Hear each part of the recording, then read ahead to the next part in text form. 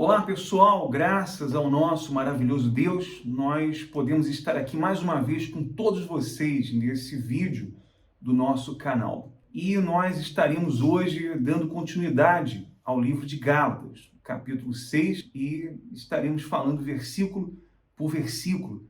Mas antes de iniciarmos esse estudo de Gálatas, eu queria pedir a você que você compartilhasse esse vídeo. Você pode copiar aí o link aqui do canal do YouTube e enviar para os seus contatos do WhatsApp, para o Facebook, para as suas redes sociais. A pessoa só vai clicar no link e ela vai ter acesso, ainda que ela não tenha uma conta no YouTube, mas ela tem acesso ao vídeo para assistir esse conteúdo e você estará colaborando com o canal, porque o YouTube vai entender, e esse algoritmo vai entender que esse conteúdo é relevante e vai entregar para mais pessoas. E se você não é inscrito no canal ainda, você pode se inscrever aí agora e também fazer o seu comentário durante esse vídeo. Bom, nós vamos dar então início a esse estudo. Eu convido que você fique conosco até o final e lembrando que no final desse vídeo estaremos realizando uma oração em favor de todos. Aline. Me afoguei antes de começar.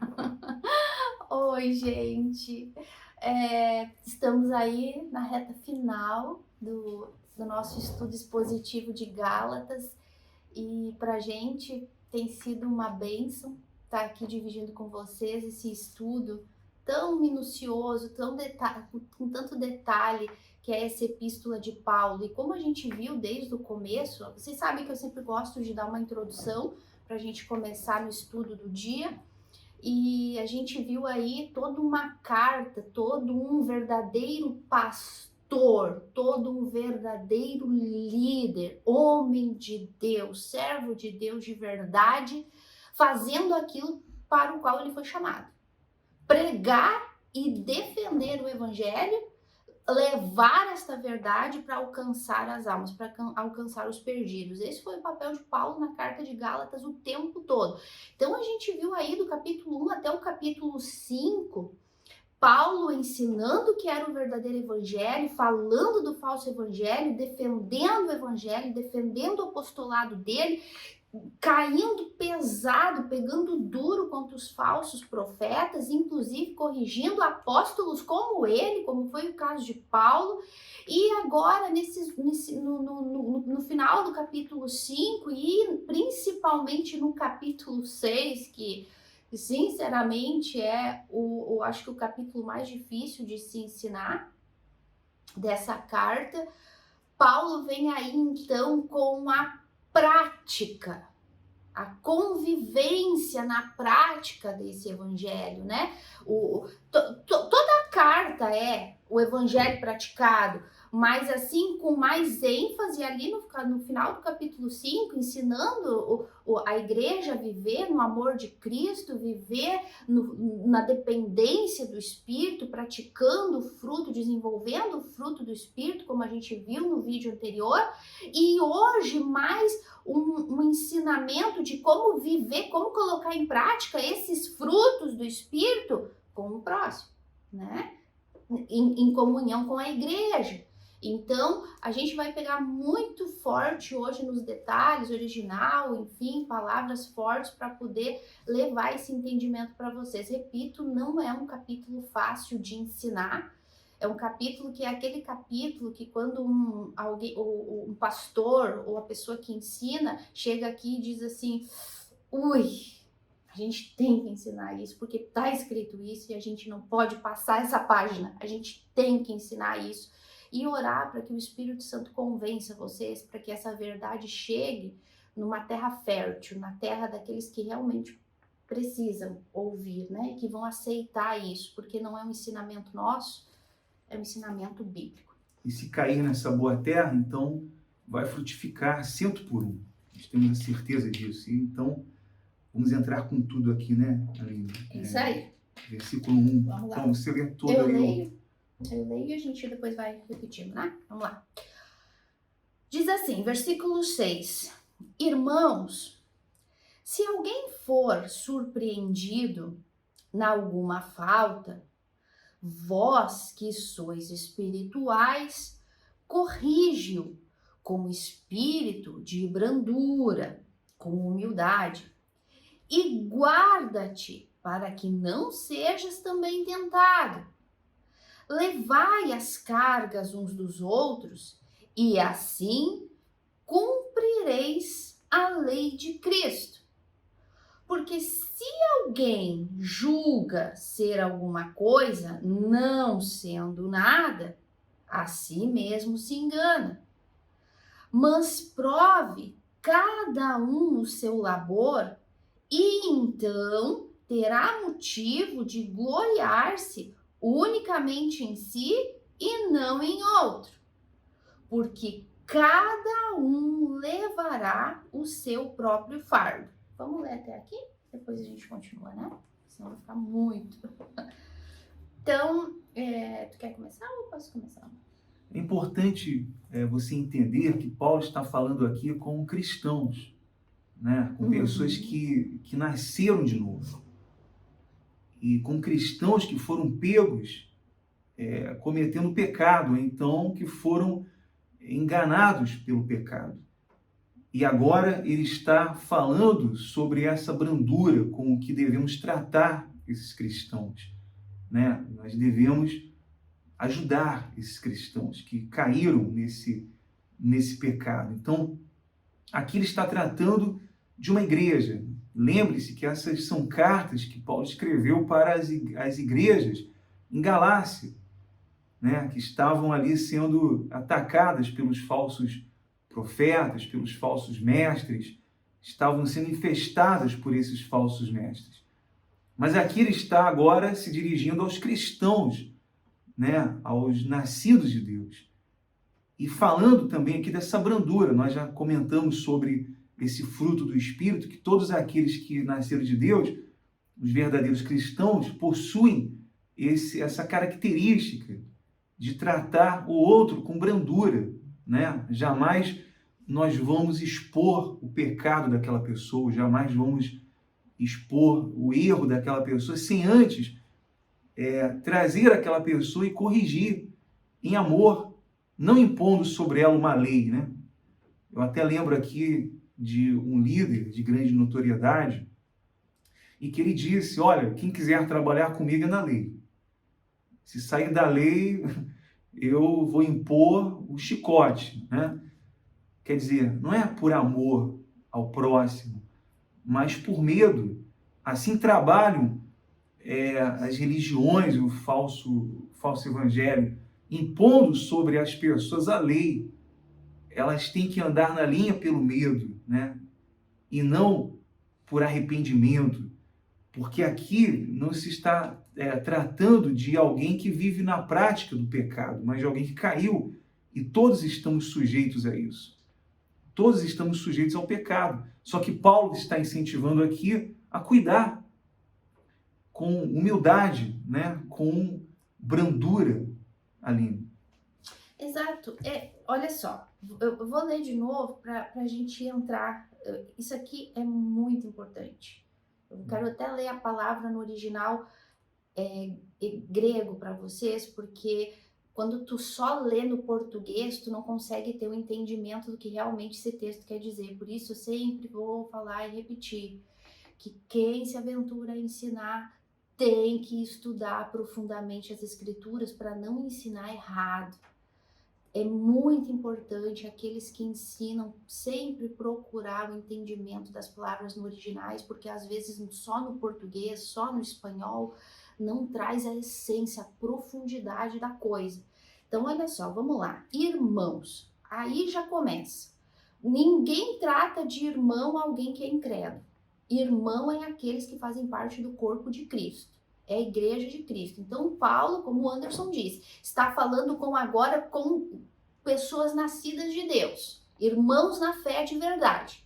Então, ele fala, irmãos, se alguém for surpreendido em alguma falta, vós, que sois espirituais, corrigi-os com espírito de brandura. Então, aqui Paulo está dizendo, irmãos, somos igreja, somos todos um corpo. Se alguém de vós pegar, for surpreender algum irmão na prática do pecado, Vocês que são espirituais, vocês, porque se supõe que o irmão que cai no pecado, todos estão sujeitos, né? Como a gente falou um ou dois vídeos anteriores, né? Ter uma pergunta: pode um nascido de Deus, um filho de Deus pecar? Pode. Não no sentido de autorização, mas no sentido de ela acontecer, de ela cair por ela negligenciar, por ela não estar andando no Espírito, como nós vimos anteriormente. Porque o que Paulo disse nos versículos anteriores? Andai no Espírito e não vão pecar. Andais no Espírito e vocês não vão satisfazer os desejos da carne. Então, quando um crente, um verdadeiro filho de Deus, peca, uma pessoa nascida de Deus, significa que por algum momento, algum período da vida dele, ele deixou de andar no Espírito. Por isso ele pecou. Então pode acontecer. Deve? Não, mas acontece. Mas então Paulo está dando aqui instruções para líderes, e não só para líderes pastores, mas para toda a congregação. Que aqueles que são mais espirituais, aqueles que pela graça de Deus têm estado ali sendo sustentados, têm estado ali em comunhão com Deus, Deus tem livrado eles de pecar, porque eles têm buscado essa comunhão com Deus constantemente, em andar no Espírito. Então, estas pessoas que são mais espirituais, independente se são pastores, líderes, obreiros, diáconos, o que for, anciãos da igreja, mas o próprio povo em si, corrige aquele irmão, corrige. Mas só que antes de eu passar para a responsabilidade da humildade do irmão que vai corrigir, seja líder ou seja um irmão, simplesmente ombro com ombro, eu quero falar dessa palavra corrigir aqui, porque quando tu chega aqui e fala corrige o teu irmão, aí no português ou no espanhol, a impressão que dá é que é o seguinte: tu vê a pessoa tá pecando, a pessoa tá mentindo, a pessoa tá roubando, a pessoa tá enganando, o pecado que for, tá, gente? Às vezes a gente, assim, nomeia alguns pecados, mas o pecado que for, grandão ou pequenininho, mesma coisa. Dá a impressão que é assim, um corrigir assim, tu tá errado, tá? Tu tem que mudar. Muda, tá? Vou te ajudar em oração, tu tem que mudar. Tu viu? Tu errou. Né?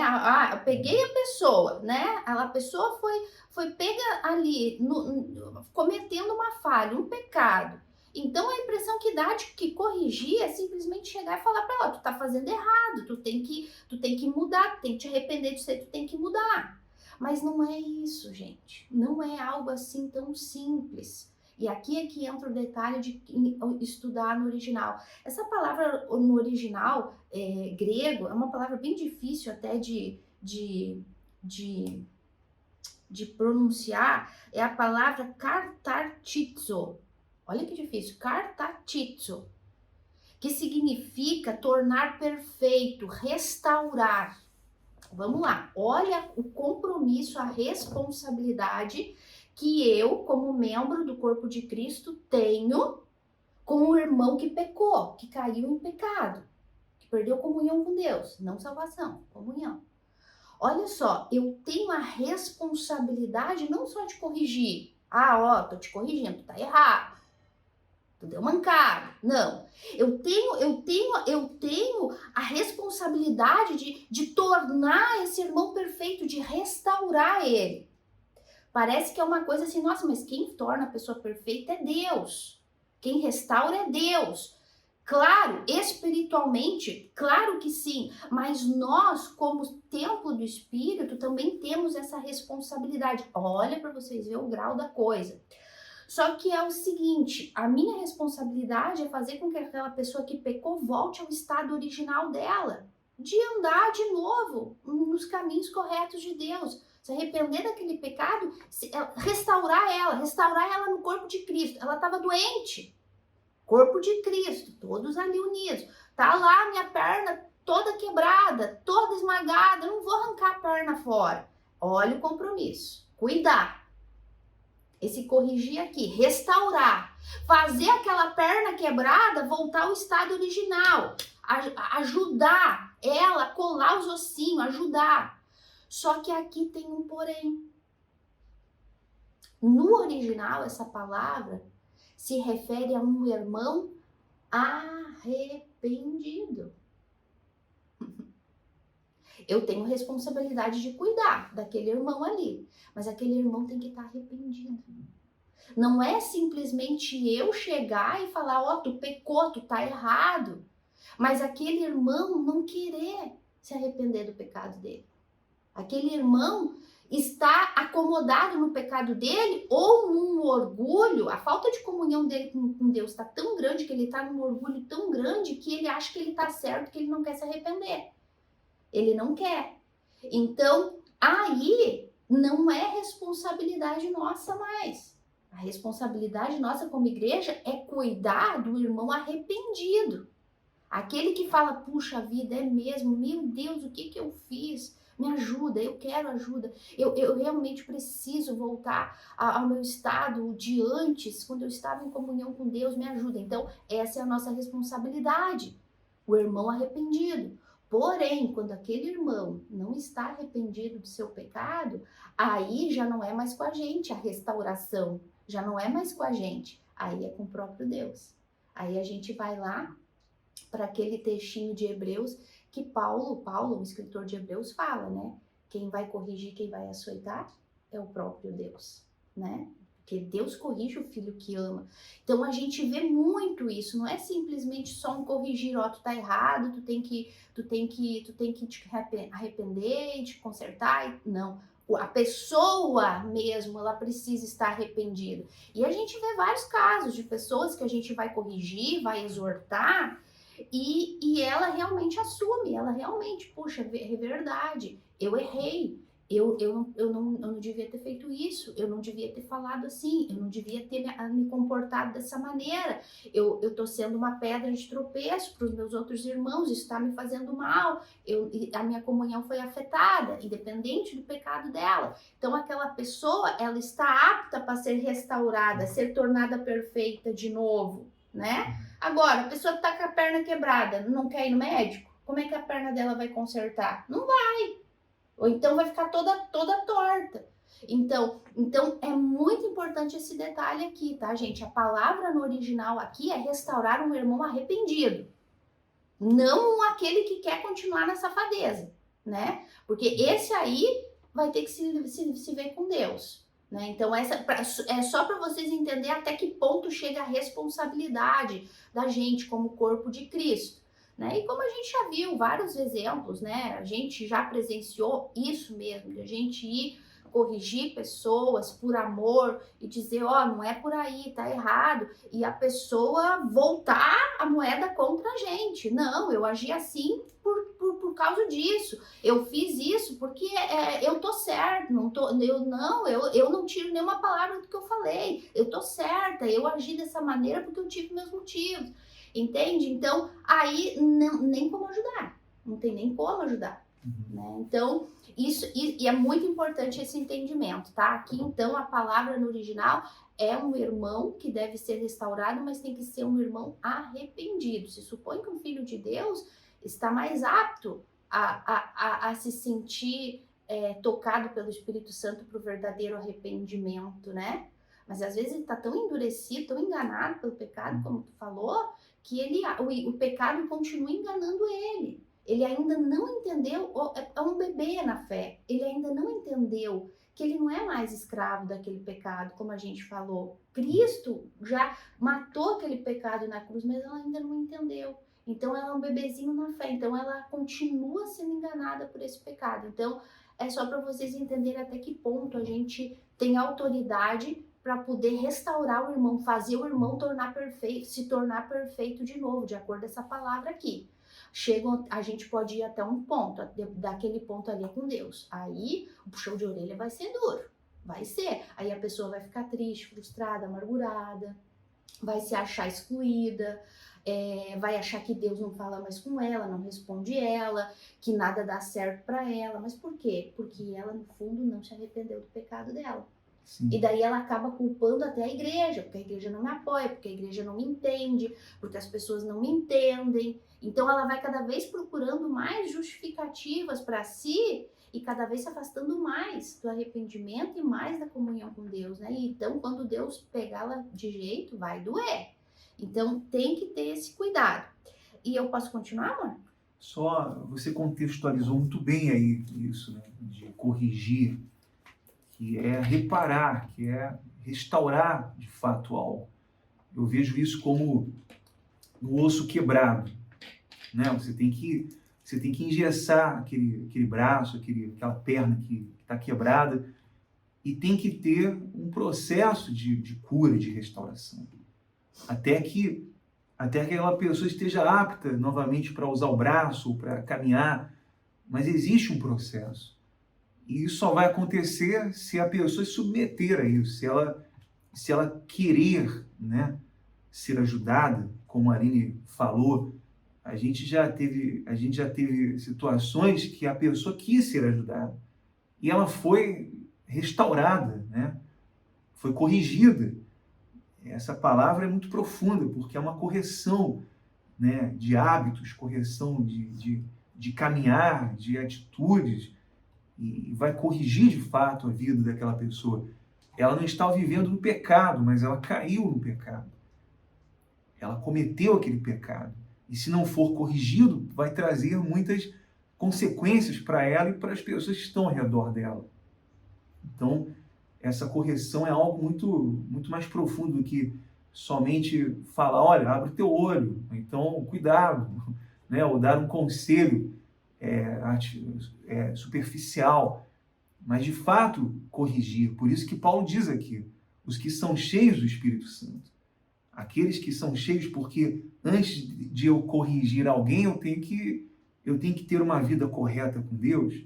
Antes de dar um conselho para alguém, eu tenho que viver. Né? Tem muita gente por aí dando conselhos, tentando ajudar os outros, e elas próprias não se ajudam, elas próprias não conseguem se corrigir.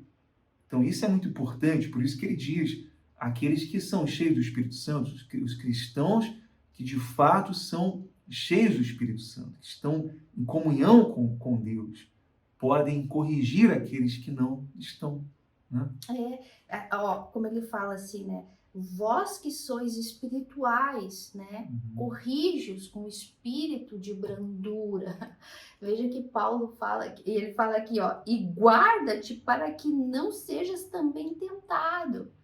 O que Paulo está dizendo aqui? Ele está dizendo, vocês que são um pouquinho mais espirituais, só um pouquinho mais espirituais, que têm se mantido ali, né, com a graça de Deus, em comunhão com Deus, corrige, exorta, né, essas pessoas, mas com humildade. Cuidado para que vocês também não venham cair, talvez não no mesmo pecado daquela pessoa, provavelmente não no mesmo pecado, mas num outro pecado ainda talvez muito pior, que é do orgulho. O de julgar, o de acusar, o de se achar melhor, né? Ele está dizendo, vocês que são espirituais, ou seja, se supõe que vocês são espirituais, vocês estão andando no Espírito, vocês têm sabedoria, vocês têm estrutura para saber que vocês não são melhores que eles. Nunca se esqueçam de tudo que Deus perdoou vocês, de tudo que Cristo pagou, porque Cristo pagou pelo pecado daquele irmão ali, mas ele também pagou por um monte dos teus. Né? Então, ele morreu pelos teus, mas ele também morreu pelo pecado daquele irmão ali, o arrependido. Sempre lembrando do arrependido, né? Porque às vezes tem pessoa malandra que acha que porque a gente é cristão, a gente tem que tolerar tudo. Né? Ah, não, tem que perdoar, tem que tolerar o meu erro, porque porque o evangelho ensina, tem que perdoar. Não é assim. Tem que perdoar, corrigir, exortar e realmente ser misericordioso, mas com quem está arrependido, com quem quer continuar vivendo de qualquer jeito, no seu orgulho, dizendo eu tô certo, eu não volto atrás. Não, aí já não tem mais nada a ver com a gente. Tem gente que fala, tu não é cristão, tu tem que perdoar. Mas não entende que o perdão se dá para quem se arrepende, né? Então é muito sutil tudo isso, é um estudo muito delicado. Então Paulo está dizendo, cuidado, vocês que são mais espirituais, que devem, né, ter uma maturidade maior, para vocês não caírem no pecado do orgulho, do julgamento e da crítica. né, de se achar melhor e ficar dizendo, pô, como é que tu foi fazer isso? Como é que tu faz assim? Como é que tu faz assado? E acabar caindo num pecado também do orgulho, né? Então, por isso que tem que ter humildade, sempre lembrando que se Cristo morreu e perdoou todos os meus pecados, pensa aí em tudo que tu já cometeu na tua vida e que tu ainda vai cometer até tu morrer, e pensa no pecado do teu irmão. Qual é a diferença? Se ele perdoou o teu, por que não pode perdoar? Então, se Deus perdoa, por que tu não pode perdoar? Sempre, entre aspas, o pecador arrependido, tá? Então, porque Deus também só perdoa pecador arrependido, quem se enxerga, lembra? A natureza do novo nascimento, quando eu me enxergo que eu sou pecador, eu não me arrependo, Senhor, eu sou um monstro, eu me arrependo. Então, sempre tem que ter essa essência. O fato de sermos cristãos, o fato de ensinarmos o evangelho, não significa que isso vai fazer com que a gente saia perdoando todo mundo aí, simplesmente, tu é cristão, tu tem que dar exemplo. Não é assim. Se fosse assim, não ia ninguém para o inferno. Perdoar é um dever de todo cristão, mas tolerar não. Exato. Né? Então, tolerar o erro não dá. É bem diferente isso. E existe aqui na Bíblia um processo básico ali de correção. Lá em Mateus 18, 15, até o 20, eu vou ler aqui os 3 versículos, que diz assim: se teu irmão pecar contra ti, vai, arguí-lo entre ti e ele só. Se ele te ouvir, ganhaste teu irmão. Foi o que a Aline falou. Se ele te ouvir, se ele te der ouvido, se ele te atender, se ele reconhecer que ele está errado, então você ganhou o irmão. Né? Você ganhou a atenção dele. E diz aí, se porém não te ouvir, toma ainda contigo 1 ou 2 pessoas, para que pelo depoimento de 2 ou 3 testemunhas, toda palavra se estabeleça. E se ele não os atender, diz-o à igreja. E se recusar ouvir, também a igreja considera-o como gentil e publicano. Então não creu, então não quis a ajuda. Então é considerado como gentil e publicano. Olha, não quis ajuda, o que eu posso fazer? Eu tentei ajudar, eu tentei corrigir em amor, né? Eu tentei e busquei ajuda até da igreja, mas não quis, recusou. Né? Como, por exemplo, esse vídeo, os nossos vídeos, nós estamos aqui pregando a palavra de Deus, e se a pessoa ela atender a isso, então é Deus conduzindo ela ao arrependimento. Se ela não atender a isso, é porque ela não creu. Simplesmente isso. Se ela não ignorou isso, então é porque não creu. Dê a desculpa que ela quiser, mas não creu, né? Eu não estou aqui apontando o dedo, nós estamos só falando, dando exemplos do que pode acontecer. Então, tudo isso está incluído aqui nesse contexto aqui de Paulo, né?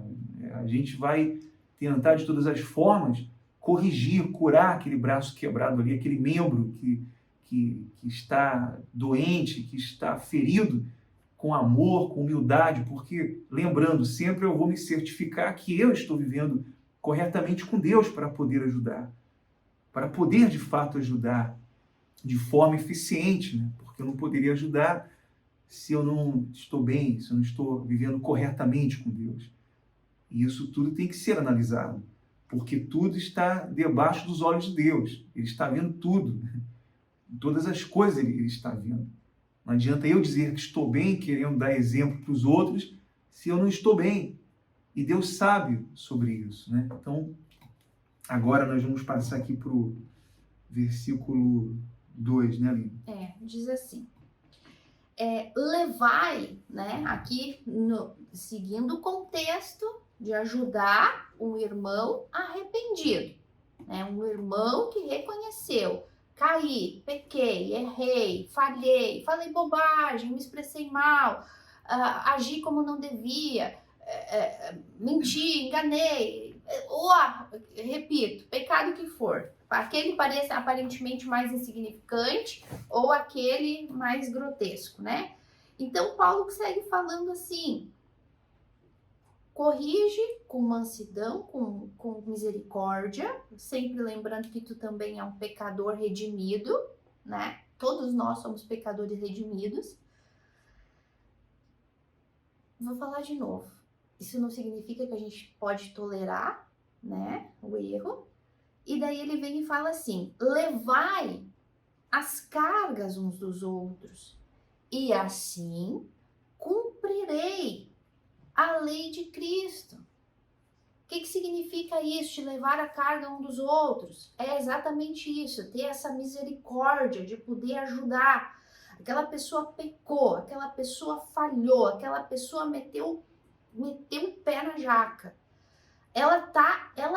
Se ela está arrependida, ela tá com fardo, com peso dentro dela, com vergonha da igreja, com vergonha das pessoas, ela tá se sentindo mal. Então, aquele pecado, aquela culpa se torna um fardo. Aí entra o irmão maduro, o irmão espiritual. Irmão, tu tá arrependido, Cristo morreu por esse pecado, levanta a cabeça, vai. Eu vou te ajudar, Todo mundo tem que entender que aqui todo mundo é pecador redimido. Ninguém aqui pode julgar a pecador arrependido. Todo mundo aqui está no mesmo barco. Ninguém aqui nasceu vivo, todo mundo aqui nasceu morto e pecou a vida toda. Então, vem, dá o braço para aquele irmão e levantar ele, ser misericordioso e mostrar para ele que ele não é o único pecador naquela igreja, naquele corpo, que todos somos assim e que todos temos o perdão de Cristo e todos agora podemos nos levantar e nos erguer e nos converter, não cometer mais aquele pecado, seguir em frente. Então é essa misericórdia, carregar esse fardo, ajudar, sustentar. Se aquele irmão é mais débilzinho, mais fraquinho, que naquela hora que tu fala ele se anima, mas depois do outro dia tu vai lá e ele tá lá, ai, mas o que vão dizer de mim? Que vão falar, irmão, levanta, reage. Isso é carregar o fardo, porque tem gente que é muito, ai, não sei que palavra usar, mas é muito fraquinha, né? Muito fraquinha na fé dela, no entendimento do que Cristo fez por ela na cruz, ainda acha que o pecado escraviza ela, que ela ainda não tem capacidade de dizer não pro pecado, e ela fica com aquele medo, e agora, será que eu não vou pecar de novo? E se eu cair? Então, carregar os fardos dos irmãos é ter essa misericórdia, é ter esse cuidado, esse zelo de estar ali sustentando ele, sabe, ajudando ele, para que ele não venha cair de novo. Isso é o que um verdadeiro filho de Deus faz, um verdadeiro líder, um verdadeiro irmão faz, né? Agora, tem uma pergunta aqui, não sei se você vai poder me responder, mas... Vamos ver. Mas por que ajudar a levar o fardo dos outros nos leva a cumprir a lei? Ai, quem sabe a resposta? Boa essa pergunta. Boa, muito boa essa pergunta. Nova playlist lá do canal Fundamento. Que boa pergunta. Então, olha só, gente, por que cumprir? Por que carregar os fardos dos nossos irmãos, como ser misericordioso, ser atencioso, ajudar a botar o gessinho, a cicatrizar ali a doencinha dele, para restaurar ele pro corpo de Cristo, apresentar ele pro corpo de Cristo, e dizer, ó, ele pecou, ele caiu, mas se arrependeu, tá aqui, é nosso irmão, ele vai dar a volta por cima e ele vai ser um exemplo, ele vai poder ajudar os outros com a experiência dele. Por que agindo dessa maneira faz com que eu cumpra a lei de Cristo? Porque isso é o amor. Porque toda a lei de Deus se resume nisso, né? Em amar o próximo como a si mesmo e amar a Deus sobre todas as coisas. Então, fazer por a pessoa que eu gostaria que fizessem por mim, né? Porque ninguém está livre de cair. Mas tem alguém que eu sei que vai me ajudar por fazer por aquela pessoa que eu gostaria que fizessem por mim. Isso é amar o próximo. Porque quando nós nos dispomos a ajudar o próximo, nós estamos mostrando o nosso amor por Deus sobre todas as coisas. Só ajuda o próximo sem esperar nada, né? Só faz pelo próximo sem esperar nada em troca quem ama Deus. Quem de fato ama Deus. Demonstra esse amor por Deus, né? Então, o amor dar, né, que a gente viu semana passada, dá o teu tempo, dá ali o dom que tu tem de dar uma palavra de ânimo, de consolo, de exortação, de correção, de sacudir a pessoa, desperta, tu não é mais escravo desse pecado, e tu não tem que olhar para os julgamentos, para as críticas, tu tem que olhar para o que Cristo fez por ti, crer no perdão de Deus. Isso só uma pessoa madura é capaz de fazer, e só quem ama a outra pode fazer, lembrando sempre, ó, parênteses aqui, pecador arrependido. Não tem nem como tentar fazer isso com uma pessoa que acha que tá certa, que acha que não tá errada, que acha que tá certa na atitude e no comportamento dela. Não dá, gente, não tem como. A gente já tentou fazer isso com algumas pessoas e não tem como. As pessoas mesmas afastam a gente delas. Com certeza, você já deve ter tido experiência de tentar ajudar alguém que não quis ajuda, né? Que rejeitou a sua ajuda. Como você se sentiu com respeito a um filho, ao cônjuge, né? A alguém, a um familiar, a um parente, a um amigo que você tentou ajudar? E como você se sentiu naquele momento? Ora, muito mal, porque ele rejeitou a tua ajuda. E é da mesma forma. E aqui também não está dizendo que nós devemos resolver o problema das pessoas. Não vamos resolver o problema de todos os problemas. Nós vamos ajudar a pessoa a carregar o fardo dela, que podem ser dificuldades, podem ser problemas que ela não está conseguindo lidar, né? Quantos casais ali nós conseguimos ajudar, ali sentando, conversando, dando conselhos e passando horas, e conseguimos ajudar. Não resolvemos todos os problemas naquele momento ali, não foi resolvido, mas nós conseguimos ajudar. Depois as pessoas falaram e entraram em contato conosco para falar que conseguiram resolver o problema do casamento, conseguiram resolver aquela crise, conseguiram sair daquela situação. Estavam quase se separando, estavam quase se divorciando, estavam ali em um pé de guerra, e nós conseguimos, né? Você lembra dessas situações que nós não resolvemos o problema? Ela teve que querer a ajuda, ela teve que ouvir, teve que ser corrigida. Alguns casos levaram algum tempo, né? Mas nós conseguimos ajudar essas pessoas. Repito, não resolver os problemas das pessoas.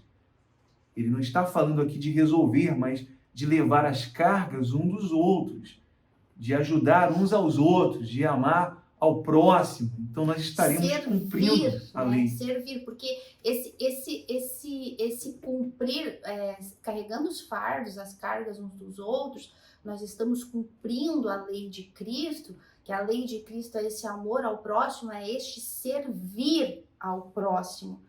Quando eu digo que eu vou servir alguém, eu não estou assumindo que eu vou mudar a vida dela, que eu vou resolver todos os problemas da vida dela, mas eu vou servir a ela com o dom e com o talento que Deus me deu.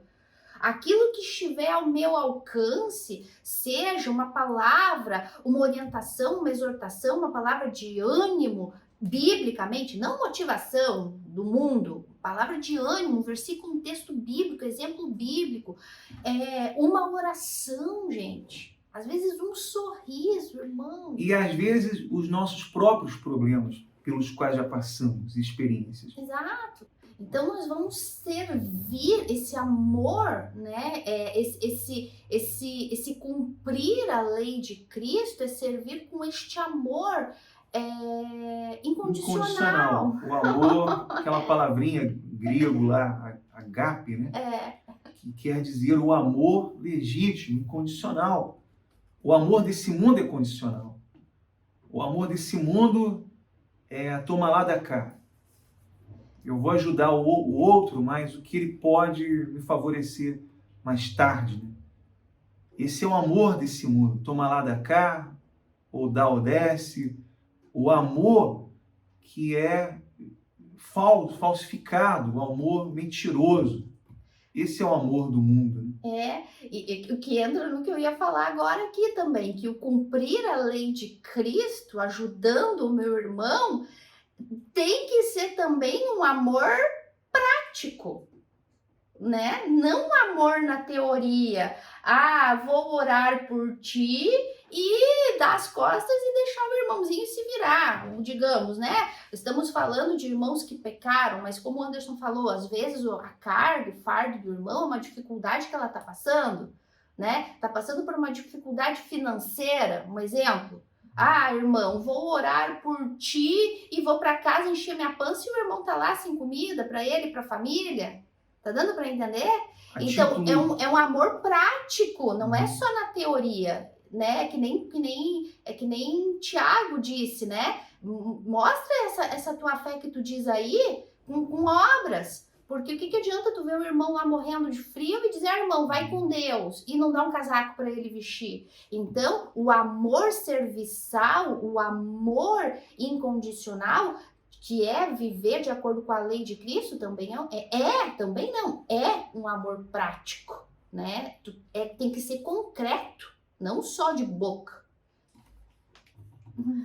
Só a título de exemplo, a gente já ajudou pessoas que não era só orar por elas, mas que nós fizemos algo, isso não é para nos vangloriar, mas a título de exemplo, de que aliviamos o fardo dela.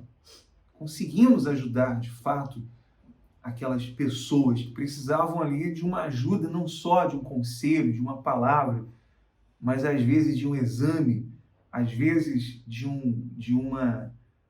suprir uma necessidade. Não conseguimos resolver o problema dela, mas foi uma ajuda de grande valia para aquela pessoa. E nós temos que viver assim. Os verdadeiros cristãos devem viver dessa forma, uns levando os fardos dos outros, um ajudando o outro quando precisa de uma correção, ou de um alívio de fardo, ou de uma palavra, ou de oração. Às vezes, nós só podemos orar, não podemos fazer mais nada. Ou às vezes podemos ajudar de alguma forma aquela pessoa, aquele cristão, aquele irmão. E não só os cristãos, mas ele fala aqui, iniciando esse versículo, esse capítulo, a todos, né? Acho que é nos próximos versículos que ele está falando isso, mas a todos devemos ajudar. Claro, especialmente os que estão ali, os da família, da fé, mas a todos devemos ajudar. Olha só, diz assim no versículo 3. Porque se alguém julga ser alguma coisa, não sendo nada, a si mesmo se engana. Mas prove cada um o seu labor, e então terá motivo de gloriar-se unicamente em si e não em outro, porque cada um levará o seu próprio fardo. Então, aqui quando Paulo fala que quando a gente for corrigir um irmão, ou no sentido de aliviar o fardo uns dos outros, além de fazer isso com humildade, com brandura, ainda temos que fazer isso com essa humildade, porque a gente não pode achar que a gente é alguma coisa. Esse versículo aí, versículo 3, especificamente, ele crava ele fere o nosso ego, porque nós não temos nenhuma parte nisso. É Cristo, nós não estamos fazendo aqui. O mais importante não é você fazer. O mais importante é que nós temos que ser. E é isso que Deus ele vê. Não é o que fazemos que vai impressionar a Deus, que vai chamar a atenção de Deus, como muitos dizem. Faça porque você vai chamar a atenção de Deus com boas obras, ajudando os outros. Não, isso não é importante. O importante é que eu sou. E se eu sou um verdadeiro cristão, eu faço para a glória de Deus. Eu faço porque eu amo sobre todas as coisas a Deus. É Ele que vai aparecer, não eu. Então não importa o que eu faço. Não é uma competição de quem faz mais, quem vai fazer mais, quem vai oferecer mais, quem... Né? No falso evangelho é isso. Quem mais faz, mais tem direito. O falso evangelho prega isso. Eles pregam esse tipo de coisa nas suas pregações, nas suas falas. Aquele que tem mais obras, aquele que faz mais, é quem tem direito ao reino de Deus. É quem tem direito às benécias, né? Às promessas de Deus. E isso não é evangelho. Isso vai ferir também a muitos que nos assistem, porque muitos creem nisso porque toda a vida aprenderam isso do falso evangelho. E não tem nada a ver com isso. Nada. E é aqui que fere, né, Aline? O nosso ego de cheio. Aqui crava o nosso ego. Essa é a realidade. É aquilo que Paulo fala numa outra carta dele, para uma outra igreja, né? Porque tu te gloria daquilo que tu tem, como se tu tivesse nascido com isso. Tu ganhou de Deus também, né? Por que tu te gloria como se tu tivesse nascido com isso? Ninguém nasceu vivo, para começar. Todo mundo nasceu morto. Morto e condenado ao inferno, cheio de pecado para pagar por eles. Aí Cristo vai lá e morre pelos nossos pecados, paga pelos nossos pecados, e aí vai lá, nos dá vida, nos regenera, nos dá um dom, nos dá talentos, nos dá o Espírito dele, desenvolve em nós o fruto do Espírito. E aí eu vou me gloriar, vou achar que eu sou alguma coisa? Por que tu te gloria de algo achando que é teu, se tu ganhou também? Então eu não posso ir corrigir o meu irmão ou ir aliviar o fardo do meu irmão achando, eu sou melhor que ele, por isso que eu estou tendo condições de fazer. Eu sou melhor, sou mais espiritual, ou tenho mais condições. Não, por que te gloriar disso? Nada disso. Paulo fala aqui no finalzinho, ó. Mas prove cada um o seu labor. Então terá motivo para se gloriar. Peraí. Olha primeiro para ti. Olha para ti, quem tu era. Quem tu era. Antes de Deus te restaurar, antes de Deus te dar uma condição, olha quem tu era, olha para o teu comportamento. O que o Anderson falou, é uma apunhalada no ego, olha para ti primeiro. Aí tu vai ver se tu pode te gloriar ou não. Aí ele vem e fala assim, e claro que não, né? Claro que não tem como se gloriar. Porque, só deixa eu terminar esse raciocínio, amor. Porque olha só, se tu, às vezes, de repente, for te comparar com teu irmão que tá numa situação ali de pecado, caído, coitado, caiu, tá se rastejando para se levantar, ou então levando para as condições que tu tem dom, tem talento, ou condições econômicas, enfim, mais facilidade para se expressar, se tu for te apoiar nisso, comparar com teu irmão, talvez tu até aparentemente tenha uma vantagem, mas a Bíblia fala que nós não temos que nos comparar com o meu irmão, seja ele menor ou maior. A nossa comparação é com quem, meus amores? Com quem que nós temos que nos comparar todos os dias? Com Cristo. E se a gente se comparar com Cristo, aonde a gente vai parar?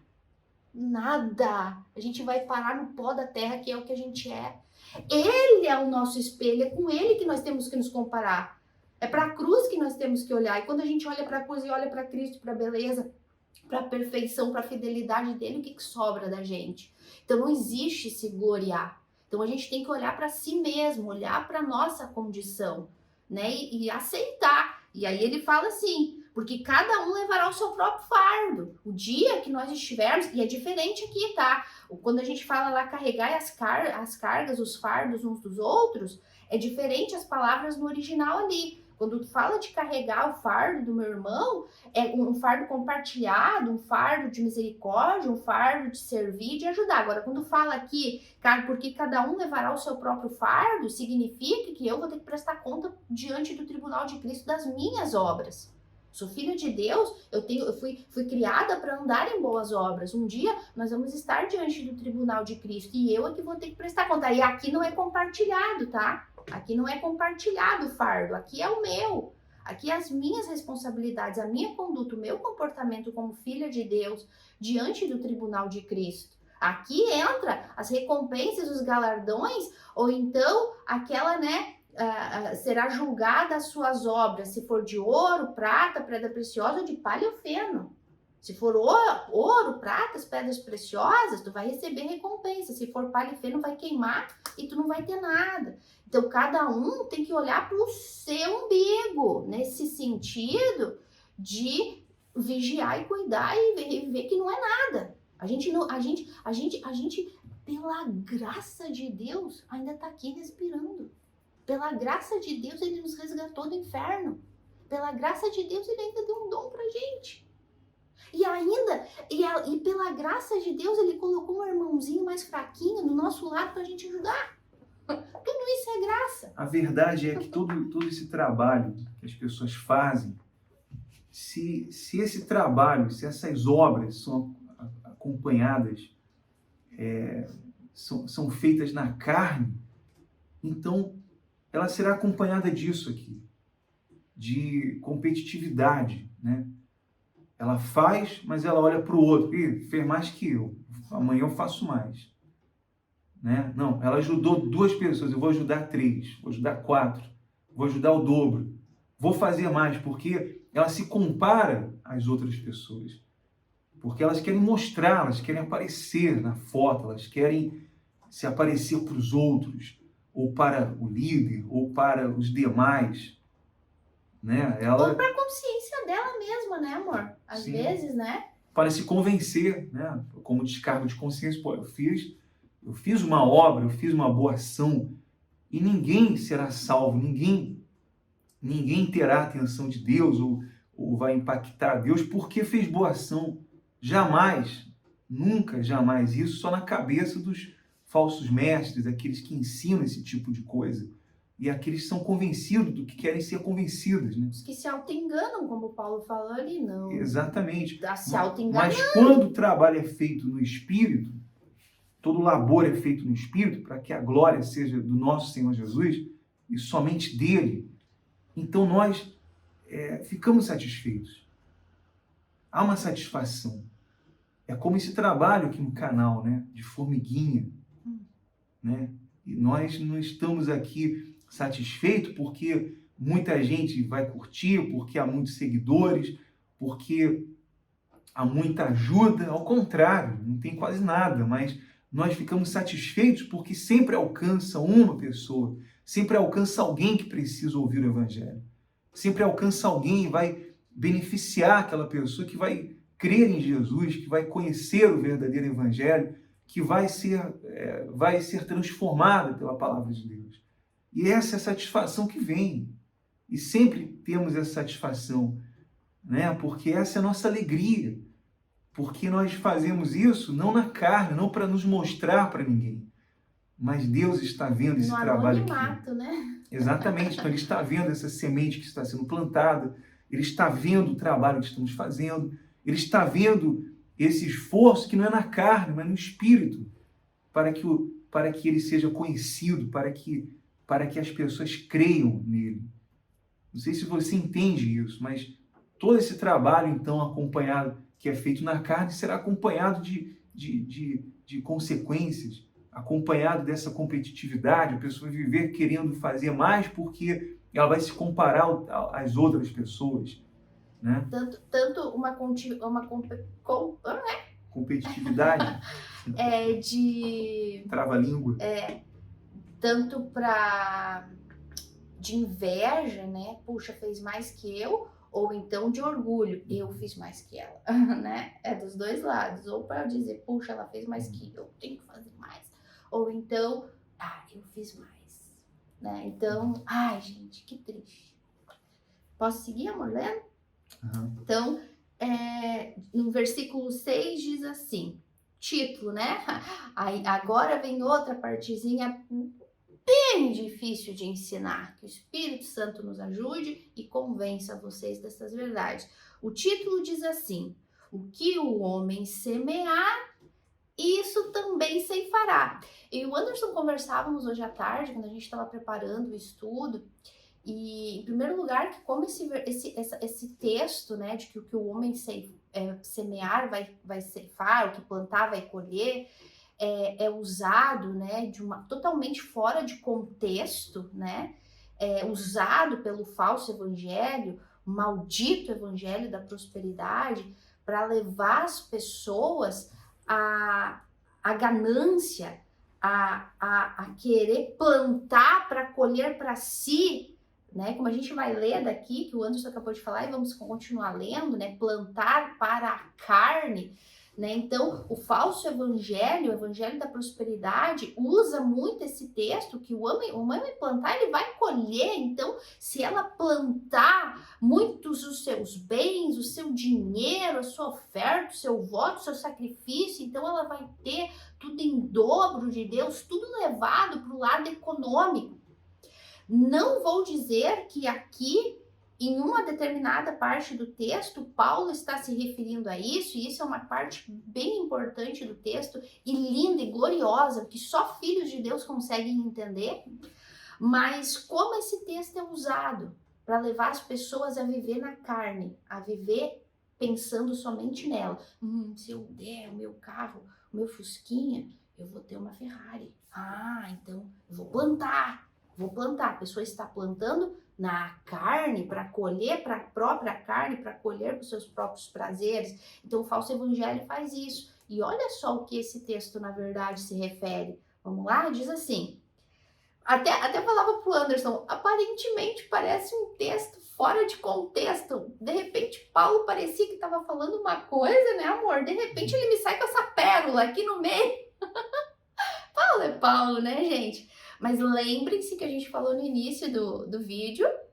Aqui é Paulo ensinando a igreja a viver em igreja, em unidade, em comunidade, em todos os aspectos. Então, Paulo, quando escrevia uma carta, ele sabia das dificuldades, das necessidades, dos erros, dos problemas, das debilidades e das coisas erradas que aquela igreja estava passando, né? Então, Gálatas totalmente vivendo, querendo cair no falso evangelho. E aqui Paulo vai exortar essa igreja com algo que ele soube que eles estavam fazendo errado, nesse sentido de plantar e colher. Olha só.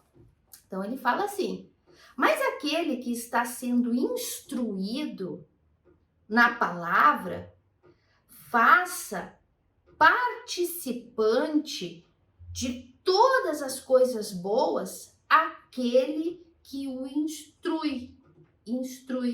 Ou seja, no original, essa tradução tá assim, ó, mas aqueles que está sendo instruído na palavra, reparta dos seus bens com aquele que os ensina. Olha só, parece que não tem nada a ver com o que o Paulo vem ensinando, né? Ele tá falando ali do amor, de levantar o irmão caído, mas ele tá falando de quê? De carregar o quê? Do irmão? Os fardos. E olha a pérola que Paulo sai aqui no meio, que é algo que ele identificou que tinha de errado na igreja de Galácia. Além de tudo, de ele estar querendo partir para o lado dos judaizantes, obras para salvação, Paulo identificou algo aqui muito sério, que a igreja de Galácia não estava carregando os fardos dos pastores deles. Eles não estavam assistindo os seus pastores, né? Eles abandonaram seus pastores e estavam abrindo mão para eles mesmos, né? Eles tinham dado as costas para os verdadeiros pastores. Aqueles que ensinam, estavam ensinando a palavra para eles, né? Sim, e essa era uma das revoltas de Paulo, porque eles começaram a ajudar os falsos mestres que prometiam coisas, mundos e fundos, que contavam fábulas para eles, e eles começaram a ajudar esses falsos mestres. E deixaram de lado os verdadeiros pastores. Eu me lembro até dessa ocasião em Malaquias 3:10, quando Deus ele diz lá, maldito sois com maldição, né? Porque vocês estão me roubando.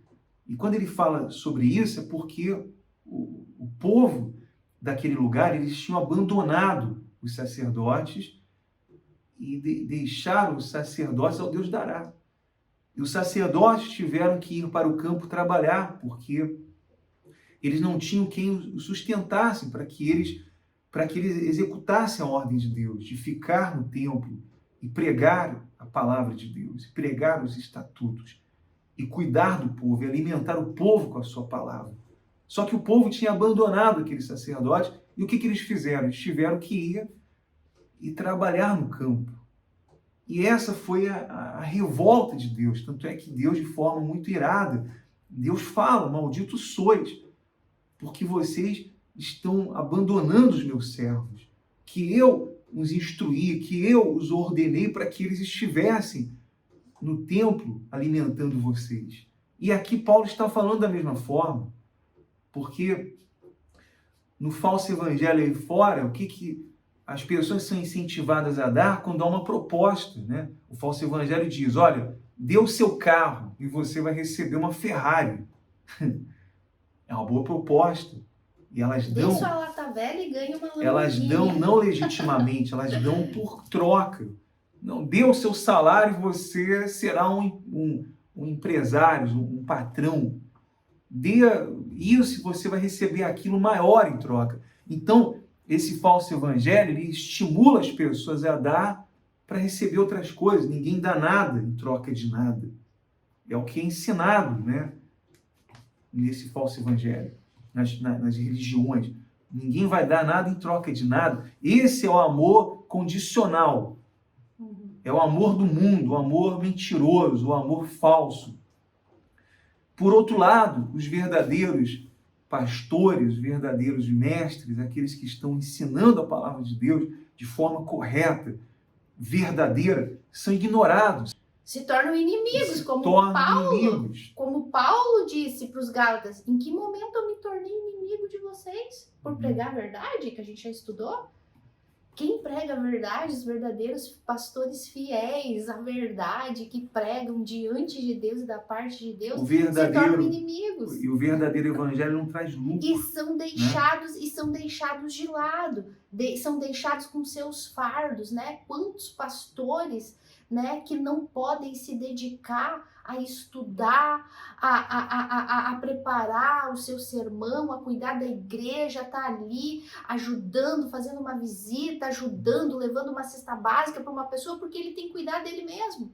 Ele tem que cuidar de si mesmo, ele tem que trabalhar para se sustentar, porque a igreja abandonou o pastor, ao Deus dará, não tá ali ajudando ele a compartilhar o fardo dele. Gente, e é o que está escrito aí na Bíblia de vocês. Lembra que eu falei que é um assunto que aparentemente parece que Paulo, do nada, tá escrito aí, Paulo fala aqui, ó, mas aquele que está sendo instruído, aquele que está aprendendo o verdadeiro evangelho, reparta dos seus bens com aquele que está ensinando. Gente, tá aqui, versículo 6 do capítulo 6. É Paulo falando, não é coisa da Aline e do Anderson. É a Bíblia. Até a gente, quando chega aqui, fala, nossa, do nada Paulo sai com isso, mas isso era uma falta que a igreja de Galácia estava tendo com os verdadeiros pastores fiéis. Só que, amor, aqui é que tá o detalhe. Ai, às vezes eu falo em espanhol, gente. Tem algo ainda muito mais grave do que a falta dessa prática, desse amor, desse carregar o fardo, nesse caso aqui dos mestres, dos que ensinam, dos verdadeiros pastores fiéis. Tem algo muito mais grave por detrás disso. Olha só o que Paulo está ensinando a gente. Eu até me emociono, porque quando tu estuda a Bíblia no original, tu vê a essência do texto no original, tu vê o que realmente Paulo estava ensinando. É algo glorioso.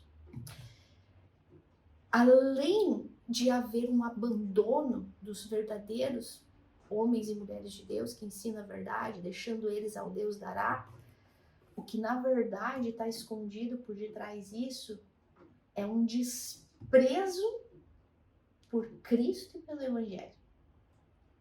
Porque tá aqui um exemplo. O Anderson, pastor, meu pastor, ele tá ali me pregando Cristo e esse crucificado, Evangelho purinho, verdadeiro.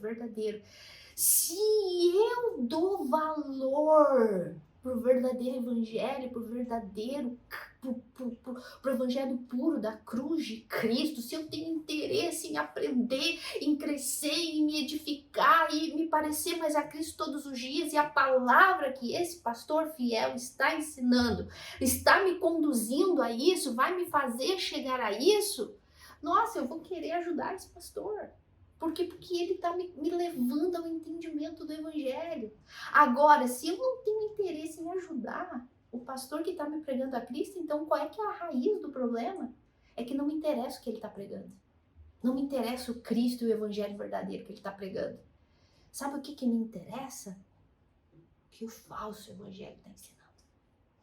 Porque me convém mais. É mais interessante você dar porque você vai receber algo em troca, porque é uma proposta, do que você dá por amor. né? E só os interesseiros vão dar porque tem algo em troca, tem uma proposta. Porque o verdadeiro cristão, ele não dá porque existe um estímulo, uma proposta de que ele vai receber o dobro, de que ele vai receber muito mais. Ele dá por amor ao Evangelho. Ele dá por amor à palavra de Deus, por amor ao servo de Deus. E isso é levar a carga, porque ele está compartilhando do pão dele para com aqueles que de fato precisam ser sustentados, né? E que estão cumprindo o seu chamado, o seu ministério de pregar a verdade, de ensinar a verdade para as pessoas. É isso que Paulo estava zelando aqui. Paulo viu duas coisas gravíssimas. Essa frasezinha aqui no meio desse contexto de carregar o fardo um dos outros, Paulo vem com isso de cuidar dos pastores. Por quê? Porque Paulo viu duas coisas gravíssimas. Além de você estar deixando o pastor ao Deus dará, o pastor ali com fardo, preocupado se vai ter o que comer, se vai ter como sustentar a família. E vocês estão demonstrando com isso que não tem interesse por aquilo que esse pastor ensina. Porque se vocês tivessem interesse que esse pastor continuasse te ensinando, tu ia aliviar a carga do pastor. Tá dando para entender? Então Paulo identificou isso na igreja de Galácia. E olha o que ele vem e fala. Olha aquela frase tão tirada de contexto que é ensinada por aí, que é nesse contexto aqui que Paulo está falando. Desse cuidado, desse zelo pelos pastores que pregam o verdadeiro evangelho. Olha só, ele vem e fala assim: não vos enganeis, de Deus não se zomba, pois aquilo que o homem semear, isso também ceifará.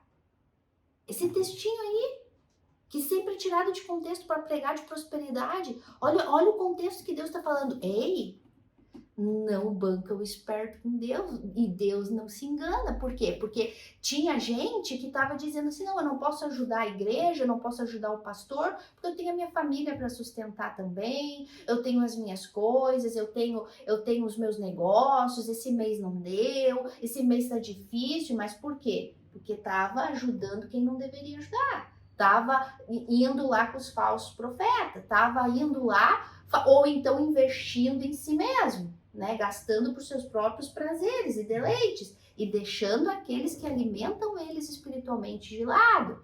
Gente, isso é o que o texto bíblico está ensinando, não é a gente. Então, Paulo disse, cuidado, não se engane, de Deus não se zomba. Deus sabe o que está dentro do teu coração, Deus sabe o que está aí dentro. Deus sabe as desculpas esfarrapadas que tu tá dando. Deus sabe aonde os teus olhos estão focados, aonde está o teu interesse, com a tua avareza, com a tua negligência de cuidar da igreja, e não só do pastor, mas do irmão que também está precisando, né? Uma cesta básica, uma ajuda, um gás, uma conta que às vezes ela não tem para pagar o dinheiro, enfim, as pessoas às vezes passam por necessidades, mas elas não falam, elas não pedem, e tu tá aí, crente cristão, de braço cruzado, só preocupado com o teu umbigo. Às vezes tu vê o teu pastor lá pregando, dando a vida, mas tu acha que o pastor tá bem, que o pastor tem tudo, e tu não chega para perguntar para ele se ele precisa de alguma coisa. Isso é dever de cristãos, isso é dever, carregar os fardos uns dos outros, isso é viver em comunidade. Mas aí tem gente que pensa, mas eu trabalhei para ter, ele que trabalha também para ter, né? Típico de pessoas que sem esse amor aqui, né? A gente não está dizendo que a pessoa vai dar tudo que tem, né? Para ajudar para os outros. Claro, as pessoas têm que desfrutar daquilo que é o seu, mas a gente está falando aqui no contexto da igreja, de pastores que se dedicam para pregar o evangelho, famílias na igreja, que às vezes aquele pai de família perdeu o emprego, né? A esposa, tem o bebê, não tem uma fralda para usar, coisas assim, porque não é uma coisa para sempre. Não é uma coisa que aquela pessoa, tu sabe que aquela pessoa é preguiçosa, né, não quer trabalhar ou alguma coisa. Não, tem casos específicos, né, casos que acontecem. E o caso do pastor, que é um caso que é constante, porque o pastor tá ali se dedicando, né, a pregar o evangelho. Então, se tu é grato e tem interesse por aquilo que o pastor ensina e prega, tu vai ter interesse de ajudar, porque tu quer continuar te alimentando. Então, ele fala, não zomba, de Deus não se zomba, ele conhece a intenção do teu coração.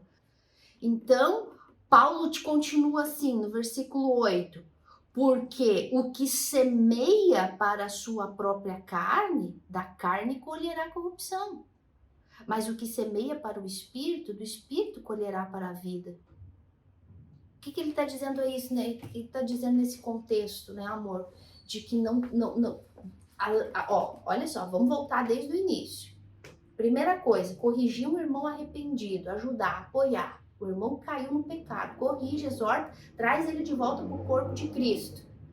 O irmão arrependido. Minha responsabilidade. Depois, carregar os fardos uns dos outros, né? Compartilhar o fardo, ajudar. Deus me deu um dom, Deus me deu capacidade, Deus me deu talento, Deus me deu condição em alguma coisa. Às vezes até é o econômico, é o dom, é a capacidade que Deus me deu. Ajuda o teu irmão com aquele fardo dele. Ajuda ele na dificuldade, na debilidade dele. E outra, uma exortação, não te vangloria, não te acha melhor que ele, porque senão tu vai cometer um pecado igual ou pior. Então, aí ele vem e fala, aí ele vem com a outra, vocês têm, aqueles que estão aprendendo com verdadeiros líderes de Deus, verdadeiros homens de Deus, ajuda eles, reparte, tá escrito aqui, gente, reparte dos bens com aqueles que ensinam vocês. Detalhe, não enganem a Deus. Vocês não podem enganar a Deus. De Deus não se zomba.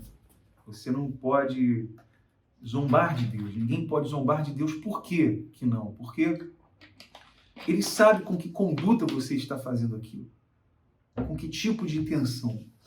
Né? Não é a quantidade de trabalho que alguém faz, mas qual é a conduta com a qual ele está fazendo aquele trabalho. Então ele conhece.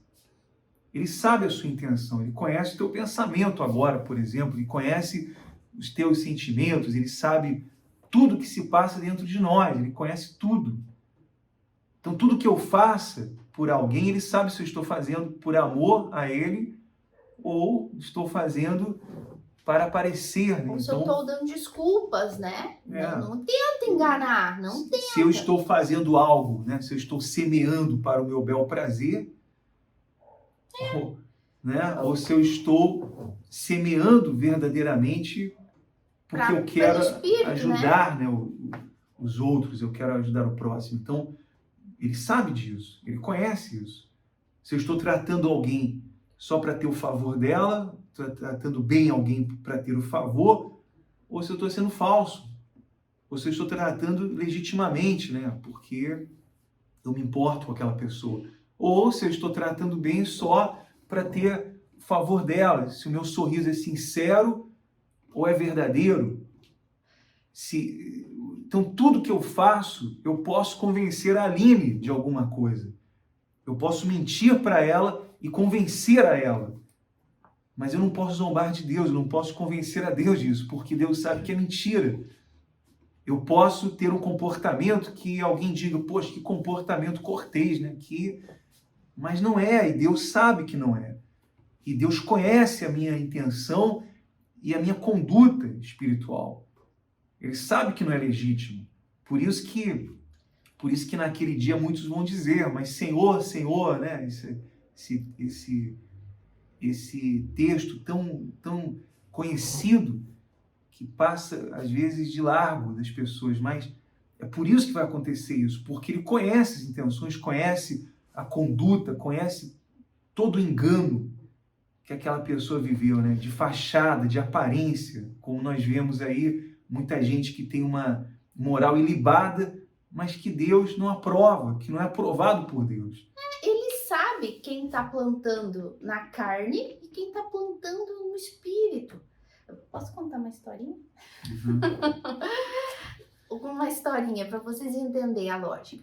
Existe um rei, né? Um rei justo, um rei bom.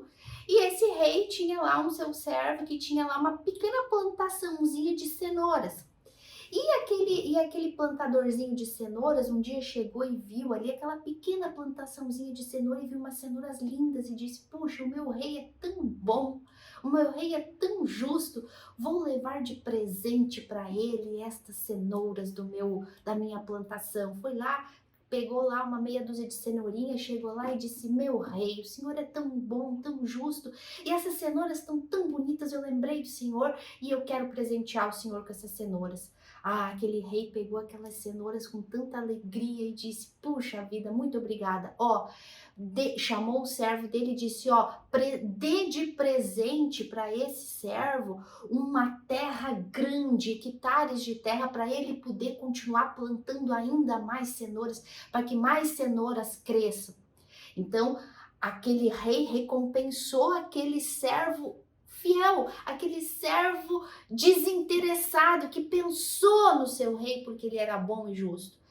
Em contrapartida, tinha um servo mau que estava escondido e viu quando o rei presenteou com vários hectares de terra aquele simples miserável plantadorzinho de cenoura, e ele pensou: se por umas miseráveis cenouras o rei deu terras para ele plantar, o que ele não vai me dar? Se eu der um cavalo, dos meus melhores cavalos, porque ele era riquíssimo e tinha muitos cavalos. Então no dia seguinte ele chega lá com um cavalo lindo, o melhor do cavalo, e disse: rei, tu é bom e justo e eu vim te trazer de presente este cavalo. O rei olhou e disse: tá bom, obrigada, e virou as costas. Aí o rei esperou um pouquinho, olhou para ele e viu a reação dele, conturbado, e ele falou: por que tu tá assim, agoniado? Ele disse: eu sei, é porque tu pensou contigo, né? Se por umas míseras cenouras eu presenteei aquele fazendeiro com vários hectares de terra, o que eu não te daria por um cavalo, né? Pois é, a diferença é que aquele fazendeiro me deu as cenouras e tu te presenteou com um cavalo. Moral da história, ele deu o cavalo de presente para o rei, mas na verdade ele estava pensando nele. Ele é como se ele estivesse dando um presente para ele mesmo. Se eu der, o rei vai me dar muito mais. Então, isso aqui é a essência deste ensinamento, de que cuidado, o que o homem semear na carne, ele vai colher corrupção, ele vai colher problemas, consequência e até condenação eterna, se a pessoa não é nascida de Deus. Se é um filho de Deus e plantar na carne, fazer más obras, não vai ter recompensa nenhuma com Deus e ainda vai viver amargurado nesse mundo. Agora, se não é nascido de Deus, a condenação é eterna. Agora, aquele que planta no Espírito, do Espírito vai colher vida aqui, vai colher as recompensas de Deus aqui e viver em paz. E eu não estou nem falando de dinheiro, gente. Deus vai suprir, não vai deixar faltar nada. Mas vai ter paz, vai ter tranquilidade, vai ter o que dar para as pessoas, vai ter um testemunho, vai ter todo o fruto do Espírito desenvolvendo dentro dela e vai ter uma vida eterna com Deus e vai ter galardão e vai ter recompensa, vai reinar com Cristo. Mas o contrário também a gente já viu aí, que é condenação. E para a gente terminar, né, amor, fala assim no 9: e não nos cansemos de fazer o bem, porque ao seu tempo ceifaremos, se não desfalecermos. Por isso, enquanto tivermos oportunidade, façamos o bem a todos. Aqui entra o que tu falou, né?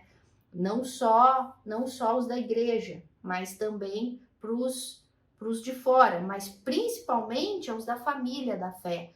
Então ele está falando aqui dentro de todo esse contexto para a gente não se cansar de fazer o bem. E que a seu tempo, e detalhe, aqui essa palavra tempo não é o tempo cronos, né? O tempo assim, se eu plantar hoje, eu colho amanhã. É o tempo kairos. Exato. Né? Tempo de oportuno. Deus. Tempo que Deus determinar, exatamente. Porque o falso evangelho ensina: se tu der hoje, amanhã tu vai ter, né? Se tu der, nesse dia, se tu trouxer o teu sacrifício, teu envelope, tu já vai sair dali com a tua bênção. Tu já vai conquistar um tempo imediato. E não é assim que Deus trabalha. É no tempo cronos, o kairos, tempo oportuno. Então, a gente nunca deve cansar de fazer o bem. Nunca podemos desistir, ainda que aparentemente a gente esteja fazendo e não vendo resultado. Por quê? Porque não chegou o tempo aqui, o tempo oportuno de Deus de fazer dar fruto. Mas a gente não pode desistir. E não deixemos de fazer o bem para todos. É aquilo. A gente tem que ajudar a amar. O que é o amor, né? Amar o inimigo e o amigo também, né? Como o samaritano, né? O samaritano era o inimigo daquele homem que estava ali, porque eles odiavam, o judeu odiava o samaritano, mas ele foi lá e ajudou. Eles não eram inimigos, aparentemente, de cultura, de raça, de religião, mas ele ajudou. Era um inimigo, mas foi ele que foi. Os que se supõem que eram amigos não fizeram nada. Então, a gente tem essa obrigação também de ajudar a todos, seja o incrédulo, seja o falso crente, seja o irmão, todos nós temos obrigação, né? Mas aí Paulo dá o detalhe, principalmente o da família da fé. Não adianta eu ajudar o estranho lá de fora e o meu irmão aqui dentro da igreja está passando fome. Não adianta eu dar para os meus amigos lá de fora para mostrar, ó, tá vendo como eu sou bom? E às vezes o meu irmão, minha família, tá lá precisando e eu não faço nada. Tá dando para entender? Gente, é o que tá escrito, eu juro que tá na Bíblia de vocês, tá? Gálatas capítulo 6. Medita, para vocês verem a gloriosidade disso. E não nos cansemos de fazer esse bem, porque a gente não vai colher na hora, né? Não é imediato. Mas não podemos nos cansar de fazer o bem. Ainda que recebamos as pedradas dessa vida, nós temos que continuar fazendo o bem. Lembre-se que o Senhor Jesus morreu na cruz do Calvário. Aparentemente, parecia que era o fim, né? Parecia ali para os discípulos, para aquelas pessoas que as palavras dele foram lançadas ao mar do esquecimento. Naquele momento foi um desespero, mas a palavra dele se cumpriu. Ele ressuscitou ao terceiro dia. E nós, eu, a Aline, aquele que é nascido de Deus, nós somos fruto. Nós somos semente, né, dessa colheita, fruto dessa colheita. E não podemos jamais, não importa se é o rigoroso inverno, se é o momento mais difícil, nós temos que continuar fazendo bem. Não importa se é o momento mais sombrio da nossa vida, de lutas, de dificuldades. Mas vamos continuar fazendo bem. Vamos continuar plantando. Né? As mais belas flores precedem lá no rigoroso inverno. No verão você vê as flores ali belas, bonitas e coloridas, mas elas sucederam lá no rigoroso inverno. E quando nós estamos passando por esses percalços, por essas intempéries da vida, por essas lutas, é aí que estão sucedendo também o nosso fruto. Então nós vamos continuar fazendo bem. Nós vamos continuar pregando o Evangelho. Creio ou não creio, nos apoiem ou não nos apoiem, não importa, nós vamos continuar fazendo o bem. E é isso que cada um de nós temos que fazer, cada cristão tem que fazer isso, considerar isso. Não importa se me ignoraram, não importa se me rejeitaram, não importa se me atacaram, mas eu vou continuar fazendo bem, eu não vou me cansar de fazer o bem. O exemplo disso é o próprio apóstolo Paulo, que por todas as lutas e prisões e dificuldades, né, que ele passou, até esbofeteado ele foi humilhado, mas ele continuou fazendo bem, né?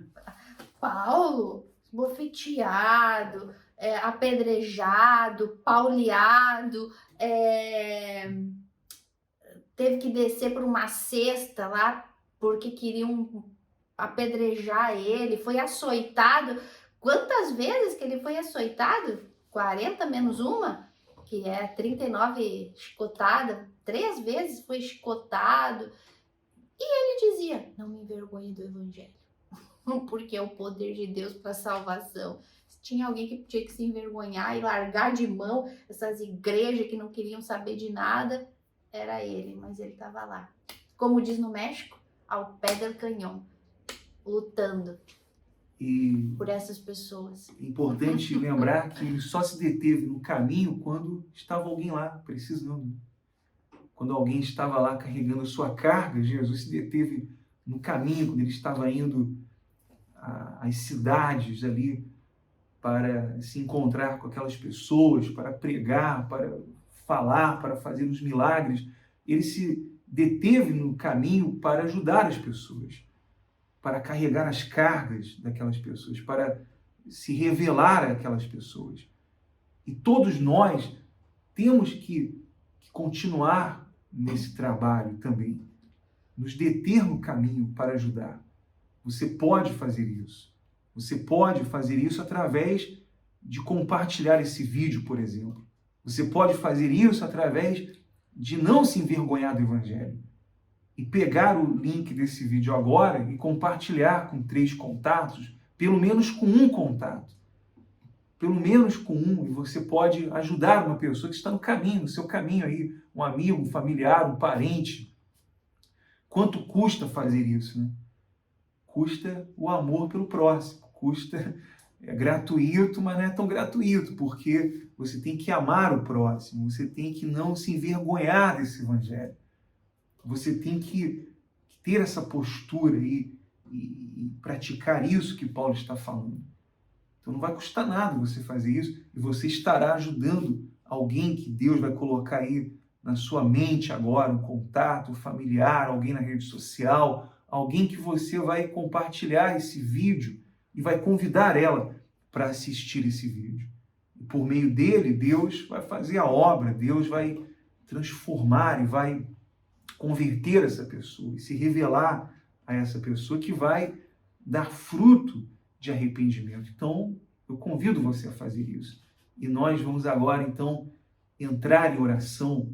E antes da oração, você pode aí dar o seu like para nos ajudar no canal. Você pode comentar e se inscrever no canal, se você não é inscrito, e fazer isso que eu falei após a oração, tá certo? Então, nós vamos entrar na presença de Deus em favor de todos agora. Senhor, nosso Deus e nosso Pai, nós te louvamos e te agradecemos por mais esse vídeo, meu Deus, que o Senhor nos deu a oportunidade de gravar, meu Pai. E nós não sabemos quantas pessoas estão nos assistindo, quantas vão nos assistir, mas eu tenho a certeza, meu Pai, que esse vídeo ele vai chegar a quem tem que chegar, meu Deus. Aqueles que estão, meu Deus, estão perdidos, meu Pai. Aqueles que durante toda a sua vida foram enganados pelas religiões, pelo falso evangelho, meu Deus. E não importa de que religião essa pessoa faça parte, meu Deus, se ela é espírita, se ela é católica, se ela é religiosa, não importa, meu Deus. Eu sei que muita gente está nesse mundo espalhada, meu Pai, perdida, meu Deus. E eu te peço por todos agora, aqueles que caíram em pecado, que estão vivendo um momento de dor, estão sendo ignoradas, estão sendo humilhadas, meu Pai. Então que o Senhor possa agora estender a tua mão e ajudar essa pessoa, meu Deus, a cicatrizar, a curar, meu Pai, essa ferida que já dura tanto tempo, meu Deus.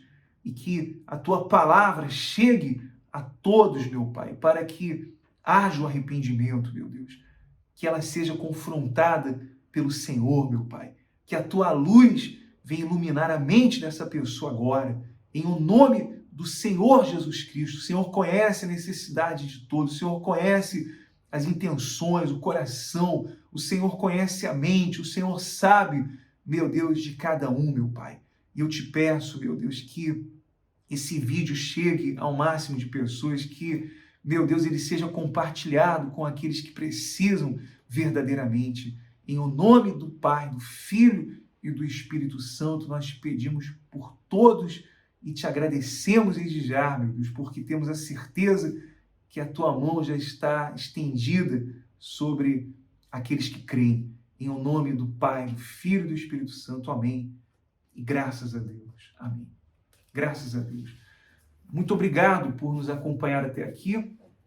Obrigado pelo carinho e que Deus abençoe a todos de forma extraordinária e até o nosso próximo encontro. Um forte abraço. Tchau, gente.